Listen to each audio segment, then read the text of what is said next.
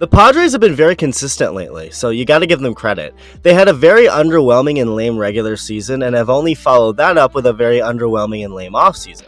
They haven't done anything. Well, they at least haven't really done anything that notable for themselves. They did something notable to the Yankees, giving them Juan Soto and Trent Grisham. That's great, I guess, helping and giving to others, but how are you gonna help yourself? Yes, I know they got a number of players for Soto, but the Padres really haven't done anything significant to make themselves better and get in a better position to win the division, and that's just their situation. Then add some context, like what the other teams in their division that they're competing against have done. Not sure you heard, but the Dodgers got Shohei Ohtani and Yoshinobu Yamamoto. Did you know about that? I don't think enough people do. The Dodgers signed Ohtani and Yamamoto. Not sure MLB has ever acknowledged that. The Giants, even though they've missed out on every big free agent, still signed someone pretty cool. Korean outfielder Jung-Hoo Lee, who might have the coolest nickname in baseball, the grandson of the wind. That's badass. And then there's the Rockies. So the Padres still have good players, they still have a team that could and should be competitive, but on the surface, they haven't really done much. I wouldn't assume the fans are too happy about it. At least one of their own players isn't happy about it, saying as such publicly. So welcome back, and if you're new and enjoy the content, hit that subscribe button if you haven't yet, as we dive into what the hell the Padres are doing. But more specifically, there's a specific thing that recently came out regarding this team that's just a little weird, interesting, head-scratching. I don't know, I'm confused about it, but Yu Darvish isn't happy, I know that. In a recent interview, Yu Darvish spoke out on how he feels about the Padres and their lack of doing anything, their lack of not bringing in any of his fellow Japanese stars. Darvish wanted all the Japanese guys to team up on the Padres to beat the Dodgers, and when he signed his contract with the Padres before the 2023 season, he let Preller know about this and asked him if this would affect their chances at Ohtani and Yamamoto, to which Preller said no. Yet here we are with both of those guys on the Dodgers, and Darvish isn't happy that the Padres didn't even make a move or have a meeting with Yamamoto. Neither him or Ohtani were ever realistically going to sign there, and the team just didn't seem too interested. Well, at least they're interested in a guy who was arrested and charged with assault. What? Some of you may know about Roberto Osuna and his situation. No, not his weight gaining situation, the legal situation he went through a few years back while a Major League Baseball player. Osuna went from growing up in a crime-ridden area of Mexico, dropping out of school at 11 years old to pick vegetables to support his family, to signing a contract with the Blue Jays for $1.5 million. And by the time he was just 20, he was pitching playoff games for the Blue Jays as their full-time closer. He really was one of the best relievers in baseball, making history while he was at it, becoming the youngest pitcher in MLB history to record 100 saves in April of 2018 at just 23 years old. Just a month later, though, Osuna was arrested by Toronto police and charged with alleged assault on the mother of his 3-year-old child. The woman was with the kid visiting Toronto at the time, and soon after the arrest, went back to Mexico and refused to come back to Toronto. So because of her refusal to testify, the prosecution withdrew the charge against Osuna in exchange for a peace bond, mandating that for 1 year he doesn't have any contact with the alleged victim without her consent. But the woman herself said that she had no fears for her safety and wanted to continue contact and parenting responsibilities with Osuna, something the court heard. The league still suspended Osuna for 75 games without pay for violating the league's domestic violence policy, although legally it ended up actually not being that bad, so I honestly don't know how MLB suspensions work.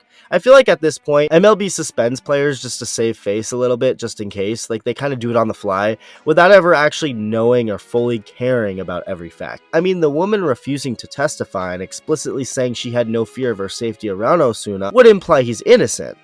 No?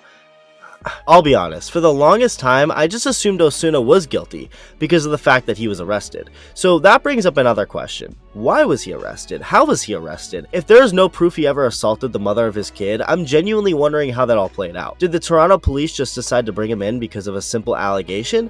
Osuna got traded to the Houston Astros during his suspension, was booed when returning to the Rogers Center by Blue Jays fans, pitched well for the Astros in his 2.5 seasons there, and that's the last Osuna has been in the big leagues.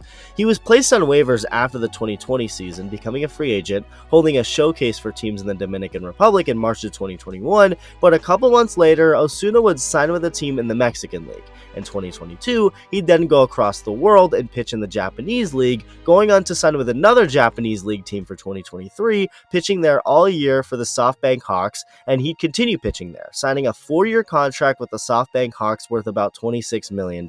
But during that process, the Padres were in on Osuna and wanted to sign him, and he recently spoke about the process. According to Osuna, he met with the team 6 times, with the Padres of course offering him a contract, and he thought about taking it, obviously deciding not to and choosing to stay in Japan. Why? The taxes. Being quoted as saying that when you weigh the taxes of the United States and the taxes of Japan, the salary, everything, Japan was just better for him. And again, I'm just confused. Not at the taxes thing, but at this whole domestic assault allegation picking and choosing thing. I don't get it. I was under the impression this entire time that the reason Roberto Osuna hasn't been in the big league since 2020 is because he is guilty and no team wants to domestic abuse her. Understandably so. But then I read more into the case, I read that the charges were dropped and the woman herself refused to testify. So my question now, I guess, is why has nobody else offered a contract to Osuna other than the Padres? Aroldis Chapman allegedly choked his girlfriend and fired 8 gunshots into his garage during an argument with her, admitting the gunshot part, but denying ever putting his hands on her. He's been playing ever since. Marcell Ozuna from the Braves has been playing with them, no issue. Not only is there video of his altercation with his wife, but he was also arrested on a DUI in a totally separate incident where he played the whole "do you know who I am" card.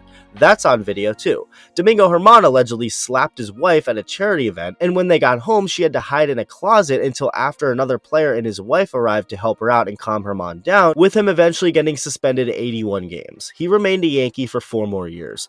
Then you have Trevor Bauer, someone who some treat like the devil just by the mention of his name, and it seems like no team wants to touch him, even though he was never arrested or charged with anything. Osuna was arrested, yet the Padres wanted him. I'm no expert on this legal stuff and how it all works and how MLB handles anything, but it's just confusing to me.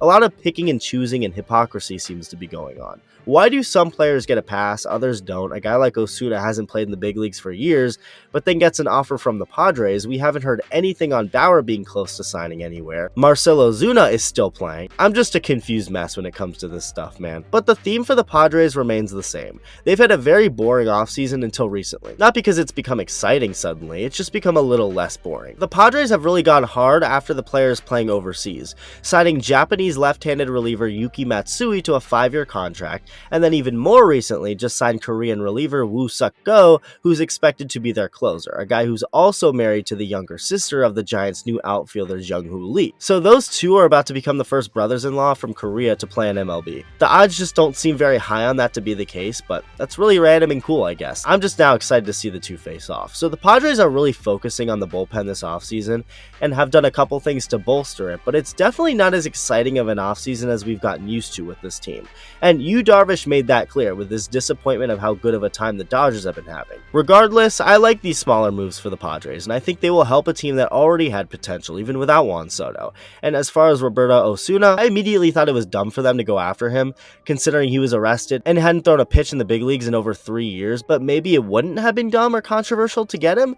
Who knows at this point. When it comes to domestic assault allegations and who gets to play, who's not accepted, when they're accepted, it's so non-black and white, it just doesn't make enough sense. Let me know what you think. Thank you for watching, and I'll see you in the next video.